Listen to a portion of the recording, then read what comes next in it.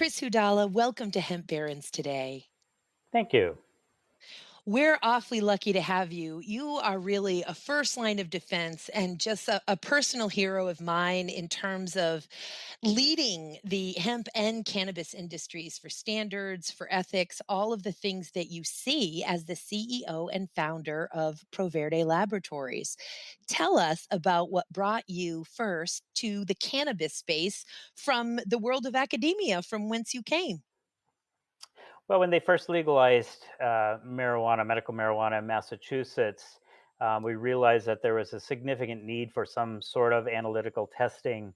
If you think about anything that we put in or on our body, whether it's toothpaste or topical lotions or foods, they're tested to some level, and it seemed ironic to me that there would be a medical-based product that had no level of testing at all.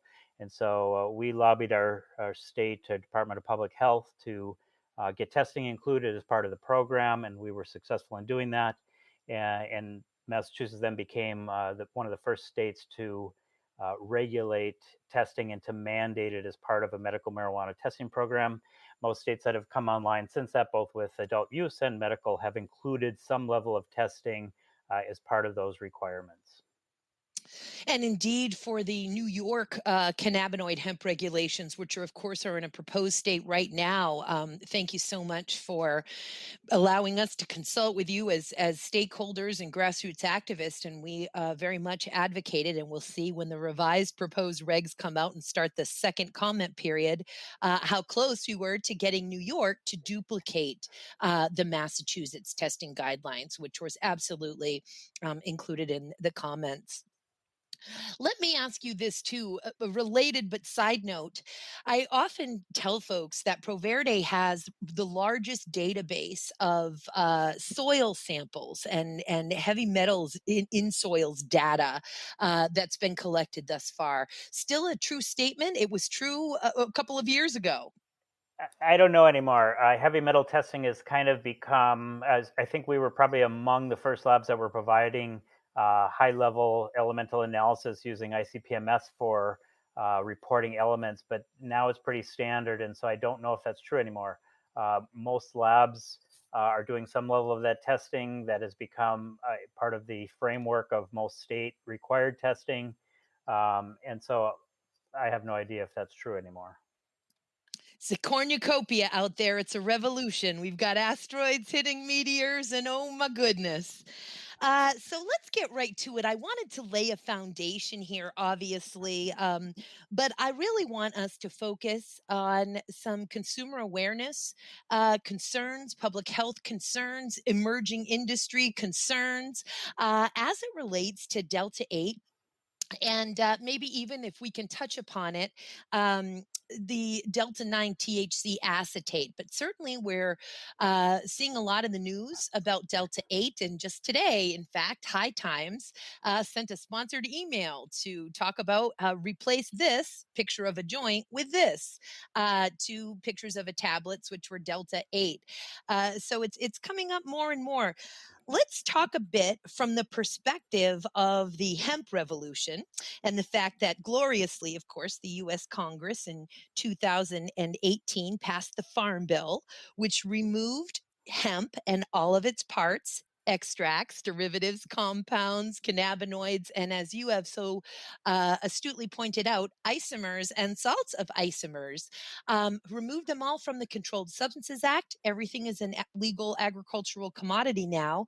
And we've got these 30 isomers of tetrahydrocannabinol. For the audience, we of course have just been saying THC for all these years, and everyone kind of knew what we were talking about. We were talking about Delta 9 tetrahydrocannabinol, and the intoxicating or most talked about intoxicating cannabinoid in the hemp plant. But the reality is, and as is defined in the Controlled Substances Act, there are multiple tetrahydrocannabinols with an S, 30 isomers of THC. And we're starting to see Delta 8, I won't say derived from the hemp plant, and we're going to let Chris elaborate on why I'm not going to say that, but converted from cannabinoids in a hemp plant, starting to enter the market, and folks discussing an intoxicating effect from them. Of course, hemp was not legalized for intoxication. That's what the medical and adult use market is for. Take it from there, Chris. Let's hear about you being a first line of defense for really informing folks about your concerns regarding Delta 8. Sure. When you look at the language of legislation or regulation or the Farm Bill, oftentimes we don't know what we don't know. And so at the time that those documents or legislation were created, we didn't really know where the future was going to bring us. And so I have to think that when they crafted that language, when they talked about isomers, I have to think that they were talking about naturally occurring isomers of THC. Delta 9, Delta 8 THC has been observed at trace levels in some plant material. And so they wanted to permit that Delta 8 as being part of that. And so that's where the isomer language came in for.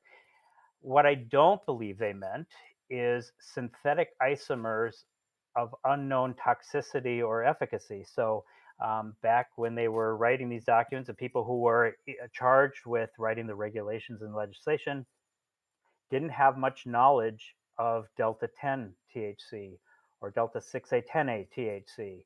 And so they weren't really thinking about that. When you think of these isomers, they are not naturally occurring. So, of the 30 isomers of THC, the plant produces primarily a single delta 9. There's actually four different delta 9 THC isomers. So, there's four of them, but the plant only produces one. So, of these 30 isomers, delta 9 THC is the only one that's produced in any significant quantity. Delta 8 is seen in trace levels in some uh, plant material, and that's even theorized to not being produced by the plant, but rather due to degradation of the delta 9 THC that the plant produced. But so let's assume that that delta 8 is a natural product. It's the product of natural processes that happen in the environment during cultivation. The other 28 isomers are not natural to cannabis. They're not part of natural processes.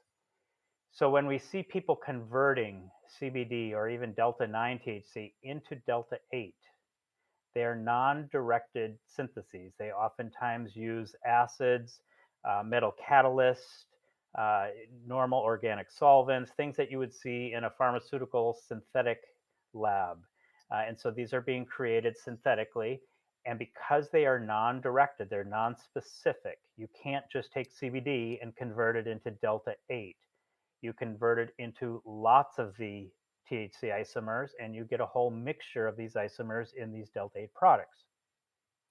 Again, the most important thing is that 28 of these isomers have not been studied to any extent, nothing that I can find, on efficacy and, more importantly, toxicity. And so we are dosing a population unknowingly. They think it's derived from the plant. These delta 8 products are derived from hemp the same way that methamphetamine is derived from cold medicine. You can buy cold medicine over the counter and you can convert it to methamphetamine, and it doesn't make it legal. So, in that sense, it is derived from cold medicine. Delta 8 is derived from CBD from the hemp plant. And so some people say, well, it's just a derivative. It's still an unnatural product. And thank you so much for all of that. And here's the interesting debate that I find myself getting into with folks, spirited and otherwise, on this is the real true definition of synthetic, and how the Drug Enforcement Administration deals with synthetic, how the Food and Drug Administration deals with synthetic. And more to the point is this debate where folks are telling me, listen, this is not a chemically synthesized product. This process. This is the type of hair splitting in the conversations and debates that I'm having, where folks are saying It's a passive process. If we're not creating these things entirely from chemicals in a petri dish, the way, let's say, K2 or spice type of synthetic cannabinoid is created, rather, it's more of a passive process where, exactly as you say, we're taking CBD, adding an acid to it to acidify the CBD, essentially distill it for a few days, and then filter it over clay and carbon as a passive process. The acidification takes place, not the same thing as adding a chemical constituent onto a molecule, which would be chemical synthesis. By the way, I'm not so sure that either way this falls, it splits the hair that makes any point when we're still talking about a public health concern in human toxicity studies.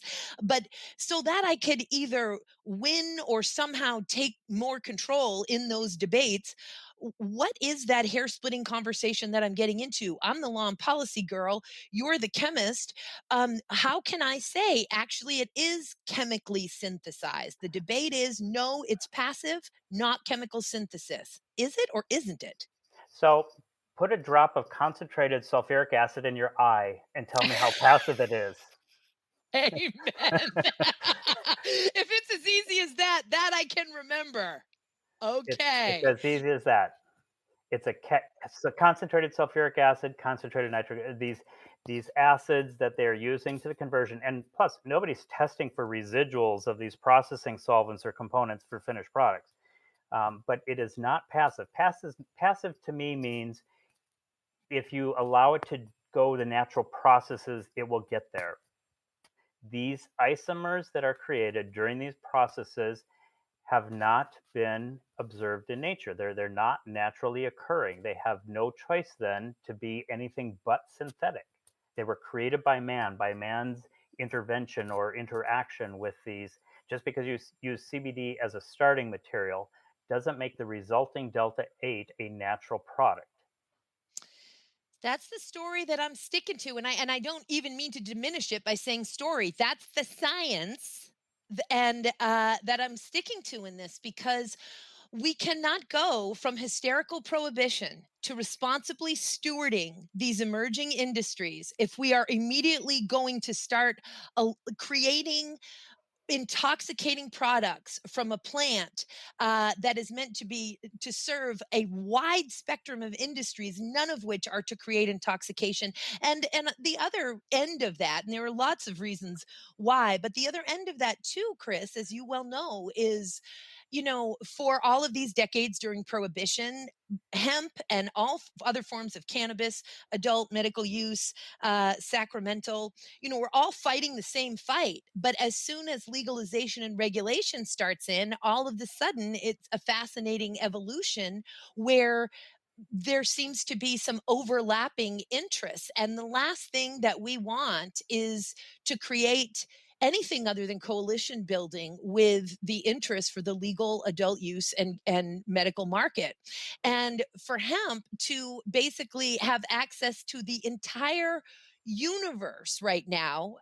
And by the way, that is not to not acknowledge the fact that we are waiting for the FDA to create a regulatory framework for CBD as dietary supplements and food, obviously. But let's just be real. Compared on a federal level, comparing the hemp industries and all that we have access to now versus the medical and adult use, which on a federal level has none of these rights.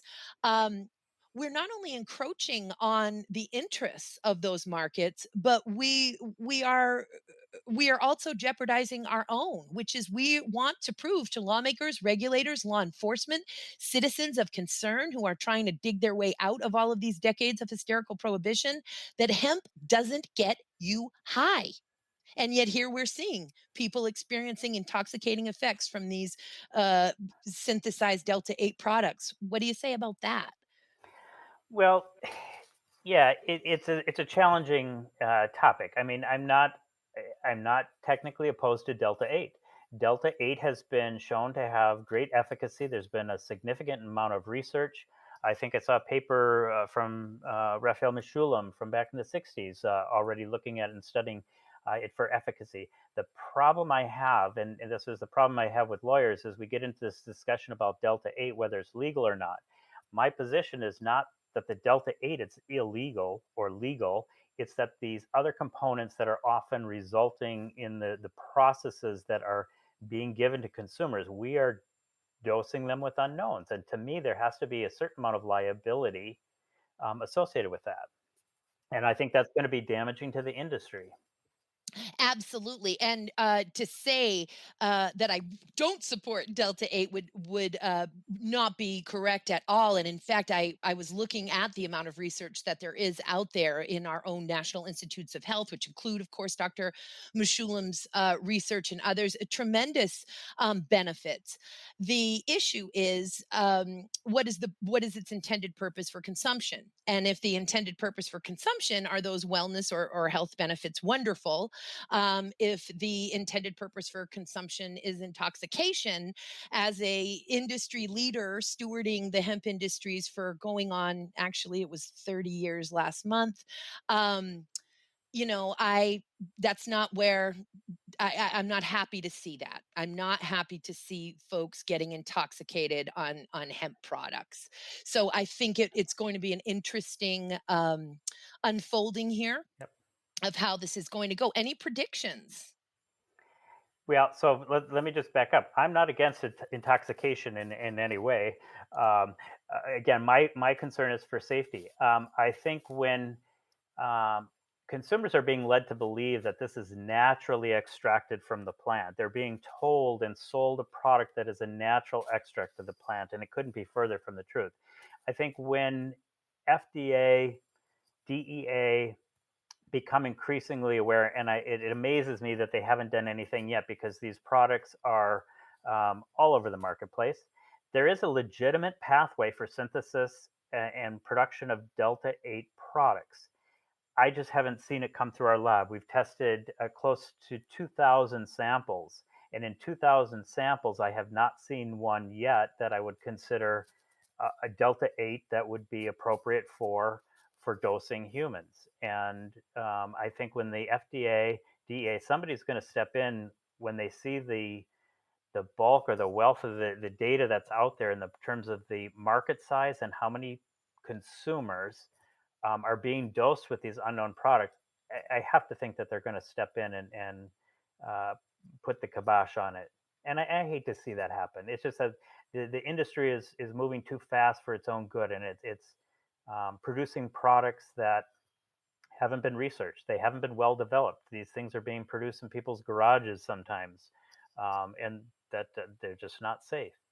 And they're gonna ruin it for the people who are trying to do it the right way, who are taking the appropriate protocols in synthesis and production.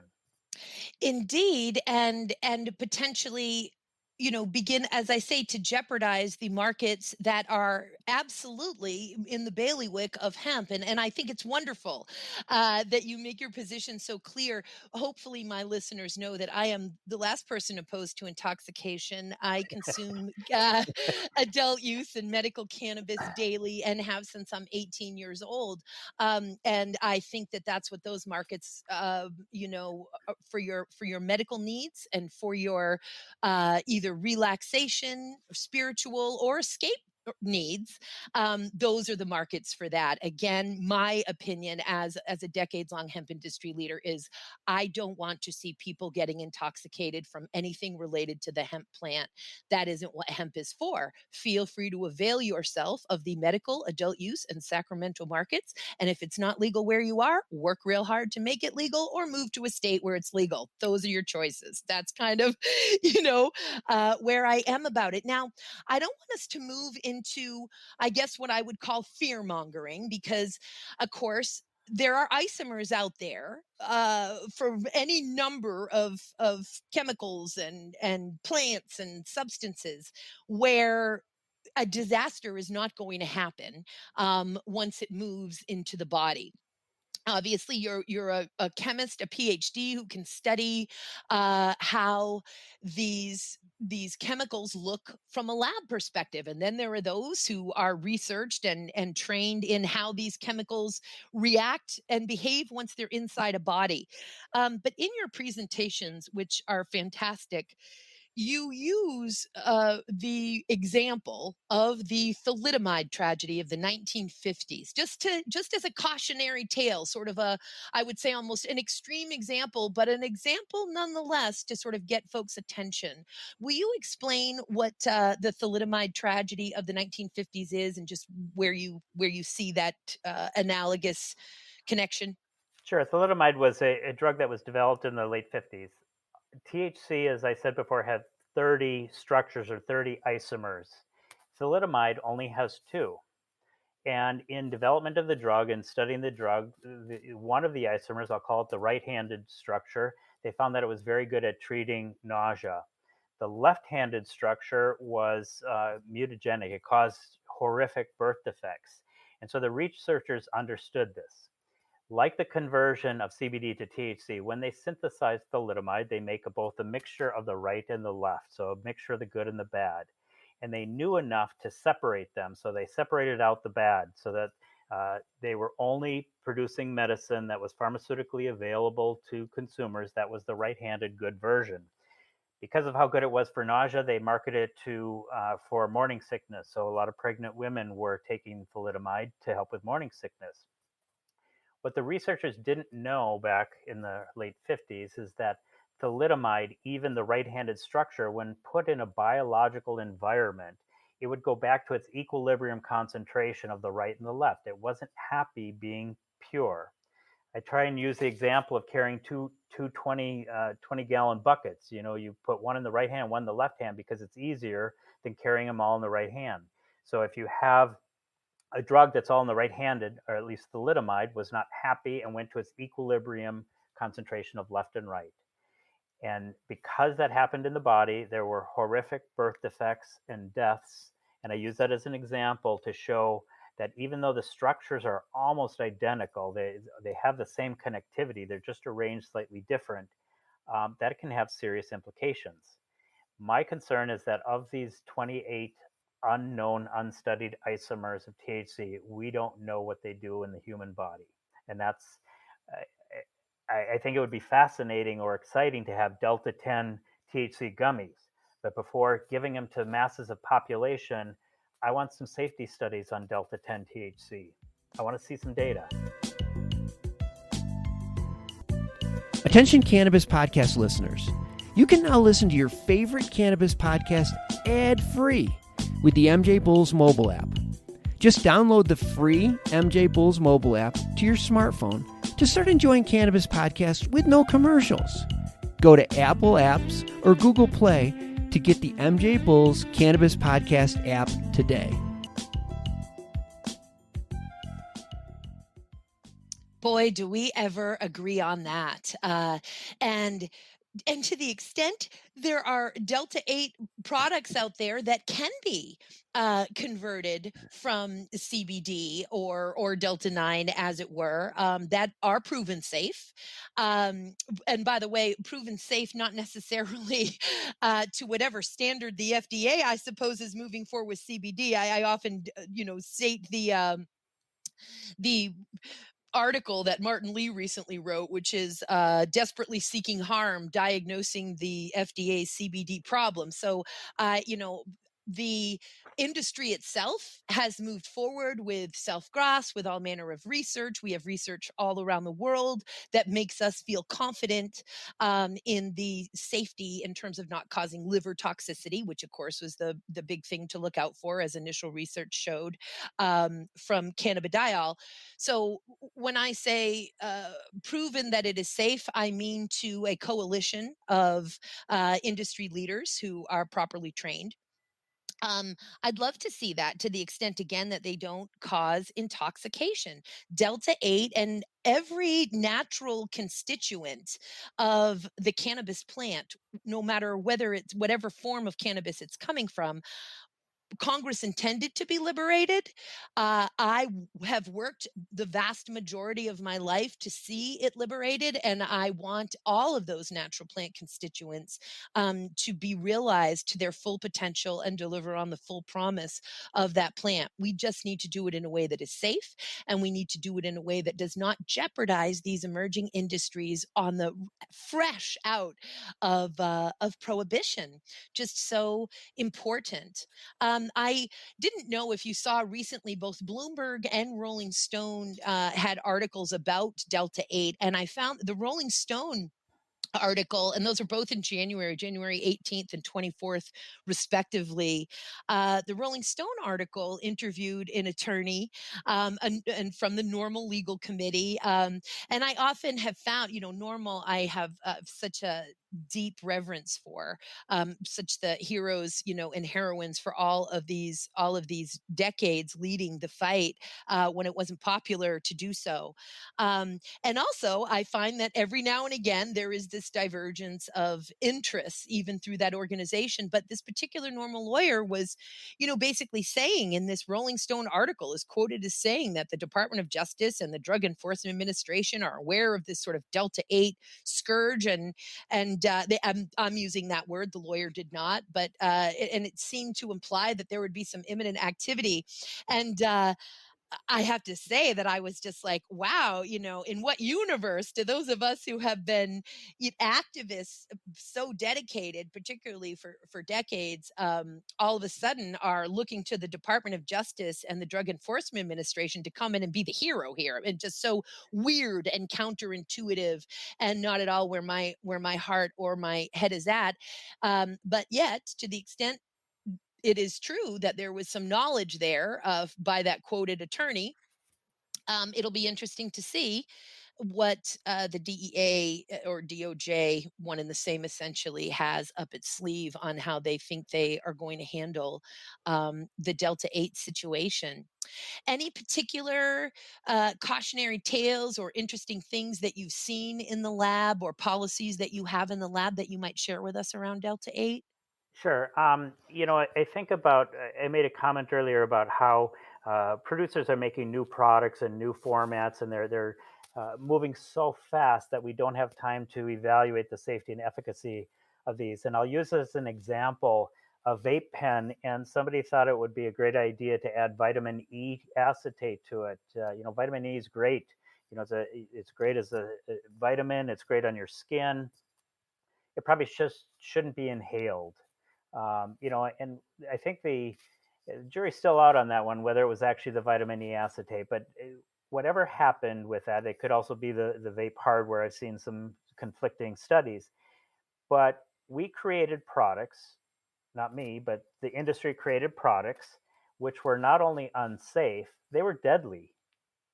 And I don't think anybody did it maliciously. I honestly don't believe there was any malintent there, but people moved too fast and they created a lot of product and put it on the market without thinking, and they put deadly product and people died as a result of that.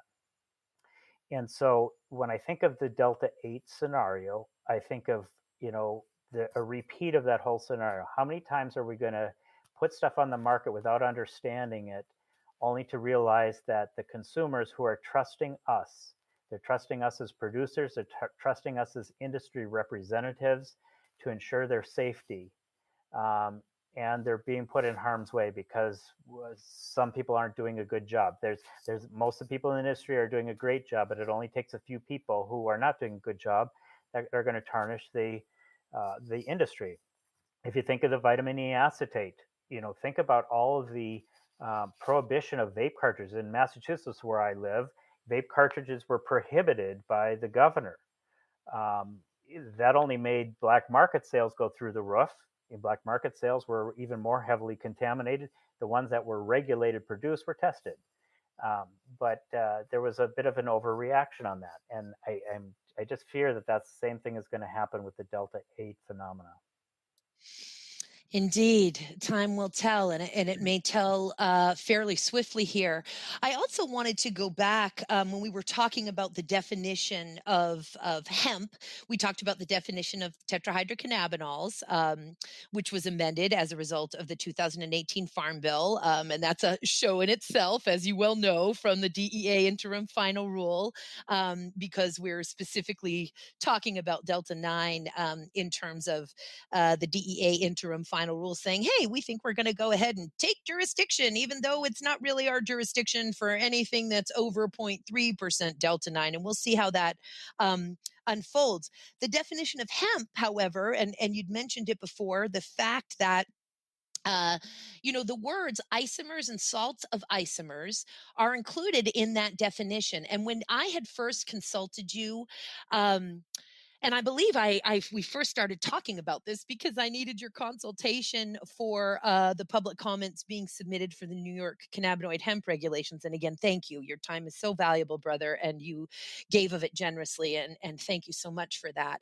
And in that conversation, you discussed those words, and I thought to myself, now that he mentions it, I don't think those words were in the original definition. I think he's right. And of course I looked, and even though the original definition of marijuana, which was taken part and parcel right down to the punctuation from the 1937 Marijuana Tax Act adopted by the Nixon administration in 1970 for the Controlled Substances Act, but it included, of course, all of these things, compounds, all of these words, but it did not include isomers and salts of isomers. And so after that conversation, I went on a deep dive.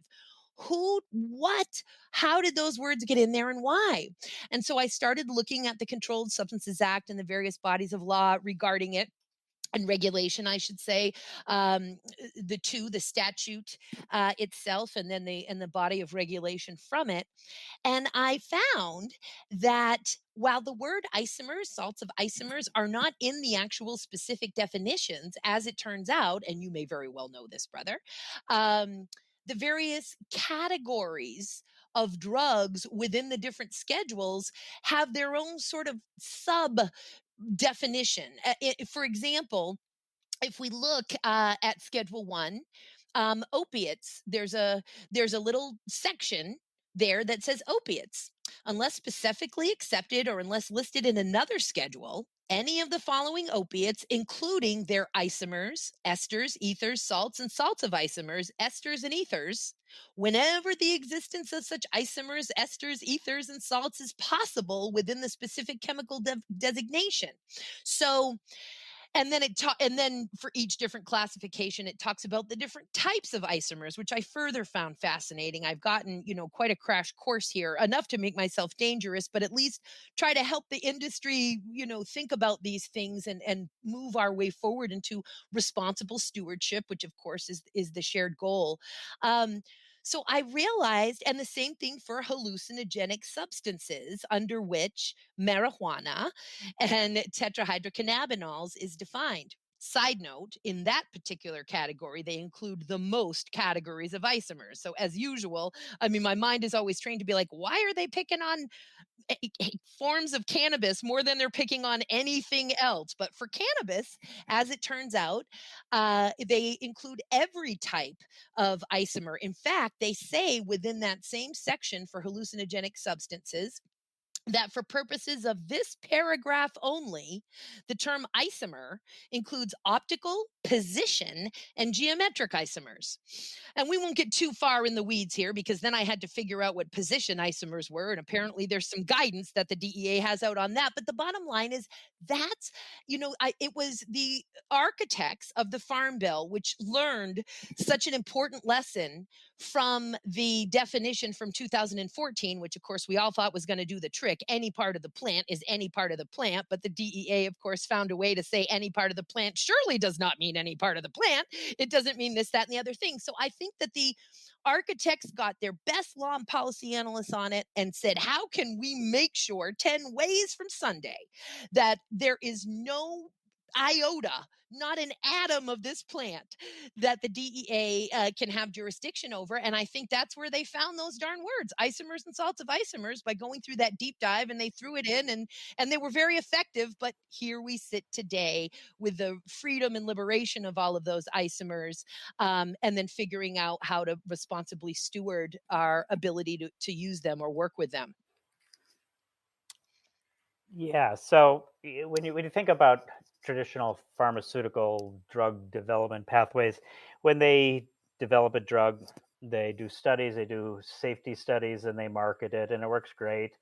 But they're continually working on that drug. They're adding different side chains or different molecules or variations of that, trying to improve the efficacy, reduce the side effects, and so they're always modifying these. So I don't think this will be any different with cannabis or with THC. Yeah, we talked earlier about THC acetate.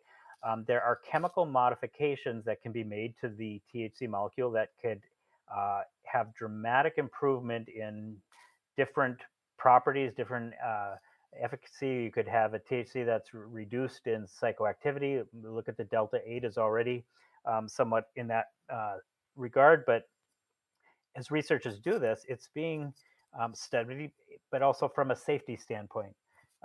And I think that there is a real pathway for that, for creative studies of the cannabinoid molecules, especially the minor cannabinoids. If you look at CBC or some of the other minors that are found in hemp as well, there's significant promise for different therapeutics from that, and I think we'll see a lot more of that in the future. Indeed. And therein lies the point of liberating the plant. And I think before too long, we'll liberate the plant entirely with probably some pretty heavy guardrails and for a while. Indeed.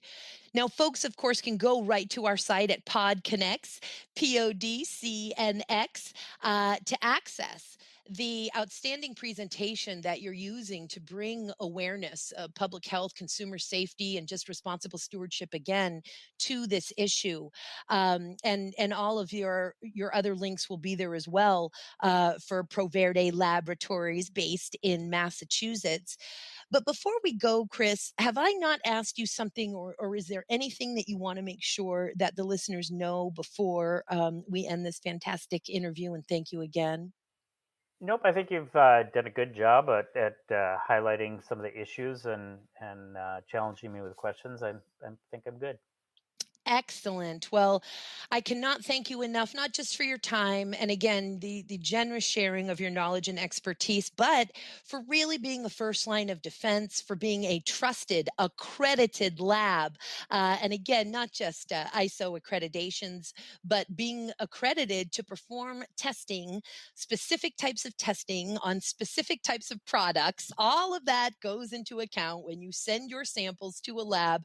Bear in mind, folks, that most states and certainly the federal government and all responsible agencies usually have a term defined called accredited labs. So we're seeing a lot of moving lab samples over to labs that don't have any accreditation to either perform heavy metals testing, or maybe they have accreditation to perform heavy metals testing, but not necessarily on a Parmesan crisp.